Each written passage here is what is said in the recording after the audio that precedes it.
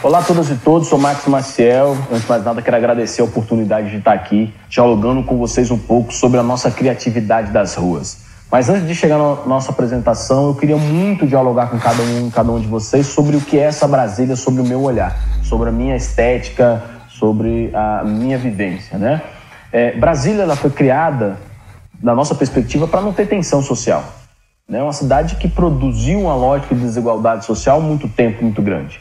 Eu sou da cidade de Ceilândia, que é uma das primeiras experiências no Brasil de remoções de favela. Seu nome vem de Centro de Erradicação de Invasões, ou seja, os filhos daqueles que ajudaram a construir a capital, né, ou aqueles que ajudaram a construir a capital, nossos pais, avós, foram chamados de invasores ao invés de ser chamados de trabalhadores. E a gente foi colocado muito distante do chamado centro, né? Ou seja, a gente poderia estar morando próximo dos lugares, dos palácios que a gente ajudou a construir. Mas bem, nos colocaram estrategicamente distante. E não foi porque a gente não cabia lá, foi porque não queria a gente nisso.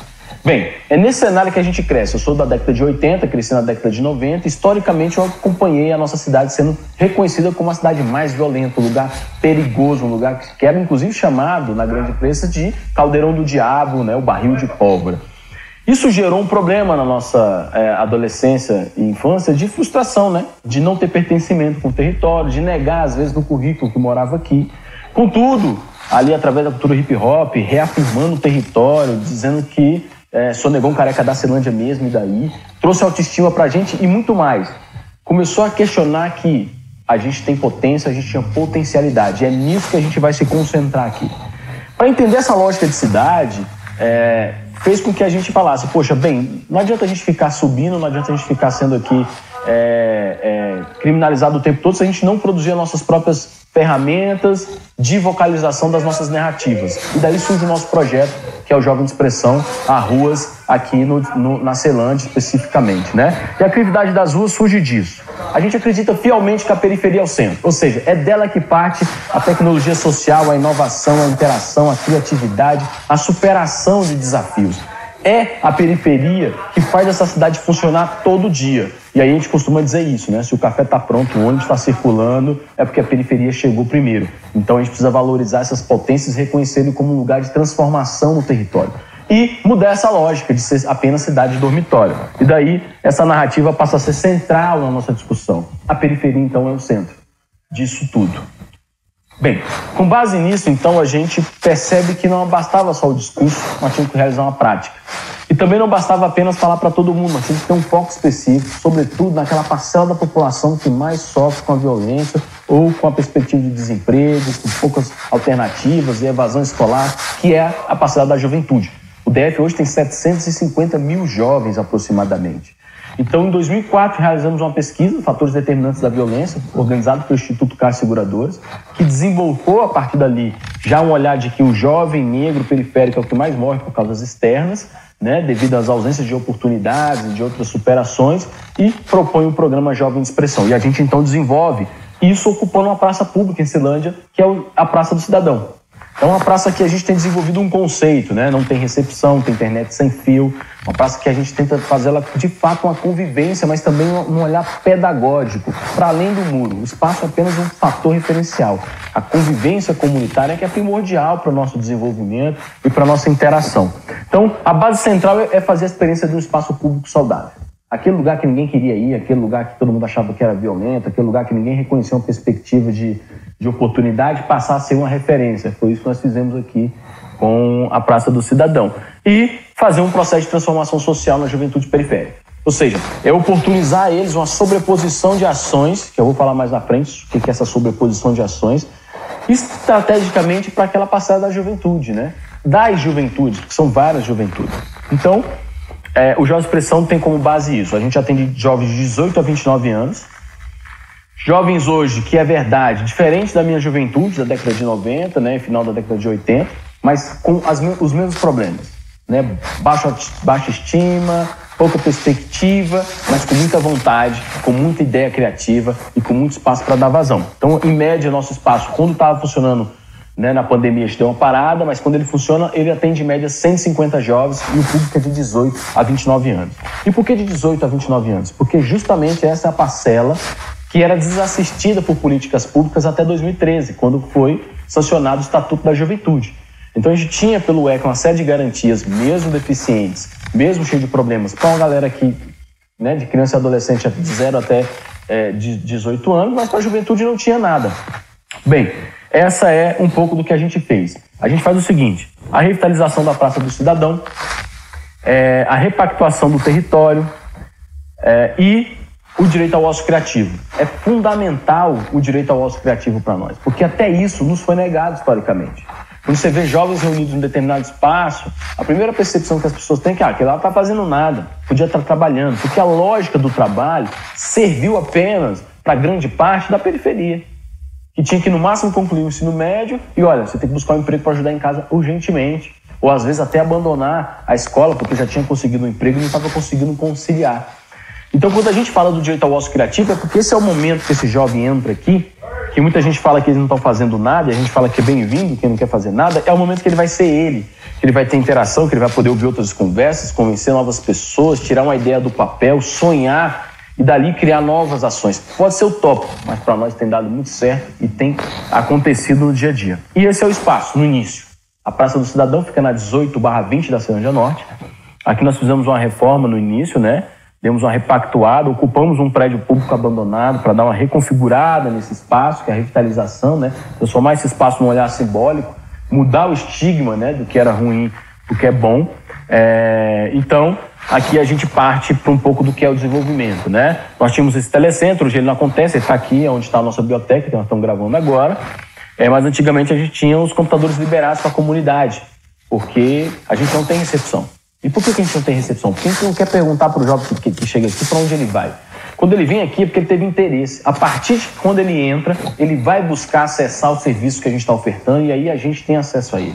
Se eu crio barreiras e condicionantes para que esse jovem entre aqui, possivelmente a gente não teria esse fluxo ou seria uma referência para eles, porque eles já estão sobrecarregados de pessoas dizendo para eles o tempo todo o que eles têm que fazer, o que eles não podem fazer, ou às vezes nem acreditando no potencial deles. Então, para nós, é bem-vindo sempre, tamo junto, né?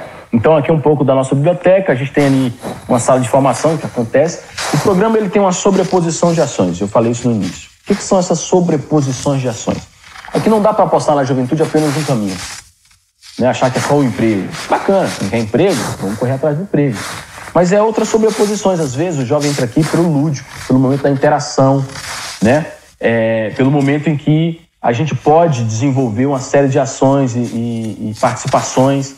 Ele entra e quando ele chega aqui, ele chega com muitas dúvidas, né? E essa sobreposição de ações é ofertar para ele vários caminhos. Então a gente tem atendimento psicológico, atendimento jurídico, nós temos aqui a biblioteca, acesso à internet, mas também várias oficinas de audiovisual, de fotografia, de DJ, de percussão, de teatro, de produção de eventos.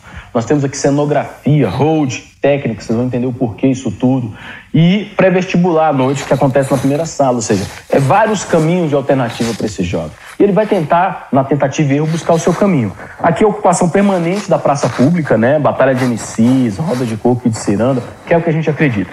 Pois bem, muitos desses jovens chegavam aqui com a ideia, e às vezes a gente ofertava para ele algo que eles não estavam muito afim. Mas uma coisa que nós percebemos é que esses jovens também tinham capacidade empreendedora forte. Eles tinham uma ideia na cabeça para gerar economicamente seu território, se desenvolver localmente. Por isso nós criamos o Laboratório de Empreendimentos Criativos, que é justamente para oportunizar jovens a oportunidade de tirar uma ideia do papel e criar o seu negócio. E esse negócio tem que ser de desenvolvimento local, comunitário e coletivo. A gente não tem aqui empresários que vão criar algumas ferramentas que no final vai precarizar o trabalho na ponta. Não, a gente quer desenvolver localmente. E o Lecria, ele hoje, né, já tem 3 anos que a gente desenvolve ele destina a cada ano R$100 mil para 10 empreendimentos. Ou seja, são 10 mil para 10 empreendimentos, né? Cada empreendimento desse ganha 10 mil e passa um ano ali com a gente discutindo todo o processo da rede produtiva e econômica. Gestão financeira, fluxo de caixa, parceria, venda, dependendo do formato, cooperativismo, desenvolvimento local, uma série de ações. E não tem objetivo de dar certo. O certo e o errado é consequência do processo de construção, sabe? O que a gente quer é oportunizar esse jovem a tirar uma ideia do papel e ele sentir pela primeira vez como é tirar essa ideia do papel. É ele perceber a dificuldade e aprimorar as suas ações, né? É o direito dele errar.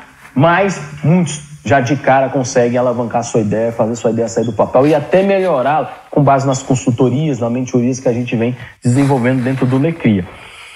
A gente tem também, além da parte da economia criativa, da cultura, o esporte como ferramenta primordial. Então nós já realizamos aqui como processo de fidelização, inclusive da praça, campeonato de basquete. Nós desenvolvemos também campeonato de skate, que é o segundo esporte mais praticado no mundo, que hoje pode ser reconhecido como atleta, mas naquela época ninguém reconhecia como atleta, era passatempo. É esse olhar de criminalização da periferia da juventude que a gente quis quebrar e quer quebrar todo dia. E mostrar que esses jovens são potências e que se a gente investir nele, ele pode trazer muito mais resultado para a vida dele do que ele abandonar naquele momento, ter que fazer algo que ele não está muito afim e às vezes até acabar com o sonho. Nós não estamos falando de utopia, nós estamos falando de realidade. Né? Nós temos que apostar para a nossa juventude a oportunidade de errar e de acertar. Quem disse que quem completou 18 anos já está formado, está pronto? Quem foi que falou isso? Eu não estou... Talvez você que está nos assistindo agora também reconheça que não está. É um processo permanente, mas para grande parte isso não é realidade. E o elemento em movimento? O elemento em movimento ele é muito mais que um festival. Tudo que eu falei para vocês, as oficinas que acontecem aqui, ela é gestada, preparada e capacitada para a realização desse evento. Um evento numa cidade, um evento que reúne mais de 20 mil pessoas, gratuito, numa cidade onde ninguém queria vir historicamente, onde todo mundo dizia que era violento. Se acontecer algo nisso, era inimaginável. Pois bem, o elemento em movimento ele reúne mais de 20 mil pessoas, são mais de 300 pessoas trabalhando diretamente, a cenografia é feita na oficina de cenografia, o audiovisual é feito na oficina de audiovisual, fotografia na oficina de fotografia, a produção de eventos é nossa, a parte técnica do palco é nossa, ou seja, é um desenvolvimento nosso de preparar um laboratório para algo real. E esse festival deixa em Ceilândia diretamente, apenas conosco, R$300 mil. Fora tudo aquilo que acontece em tempo de sinergia, né? Então o Elemento Movimento ele se debruça na seguinte perspectiva, né? Muito mais que um festival, que vem todo um processo de... Isso não é uma festa, gente. Isso é um debate político, de descentralização da cultura, ocupação do espaço público, empoderamento da juventude, que organiza um evento de cultura urbana e hip-hop dentro de uma cidade que historicamente todo mundo dizia que era violento e que hoje todo mundo pede, porque nós incluímos toda não, mas quase grande parte da rede produtiva de Ceilândia dentro do festival. A gráfica daqui, a camiseteria daqui, as pessoas falam, pô, esperam todo ano esse festival porque a gente desenvolve localmente, né? E aí a gente tem oficinas, seminários, impacto social e acesso. Oficinas, já falei, é o que a gente forma aqui. Seminários, acontece 3 dias antes do festival, debatendo temas específicos da cultura urbana, da periferia, com vários atores sociais e políticos do país inteiro. Impacto social, a gente tem carbono free nesse evento, a gente faz um processo de reflorestamento, né, auxilia no processo de reflorestamento de Mata Atlântica, compensando o carbono que a gente gera pelo cálculo que a gente faz, e também todo o processo de lixo, né, a coleta orgânica vai para o processo de adubo, de processamento, e a parte também do reciclado a gente distribui para cooperativas conveniadas conosco.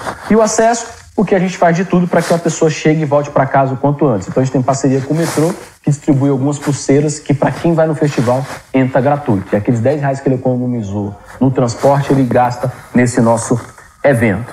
Então é isso, né? Uma expressão da juventude e uma expressão do território. Eu queria agradecer, eu sei que o tempo é curto, para tanta coisa e sinergia que a gente faz, mas dizer que é possível.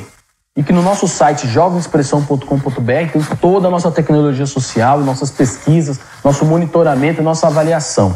O objetivo central é dizer que nós, lá atrás, poderíamos talvez ser, com nenhum problema, apenas mais um nesse cenário que tantos eles desenharam.